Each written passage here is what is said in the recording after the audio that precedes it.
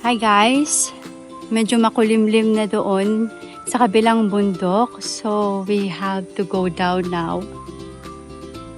Kasi baka bumaha doon sa river na dadaanan namin. Pabalik kami doon. Hindi pa naman umuulan doon, but we have to anticipate na yung dark clouds na yan papunta na dito. This is how we monitor the weather in the bundok. Ayun na nga guys, as anticipated, umuulan na. We have to prepare now to go down. The consideration is makatawid kami sa river before bumaha.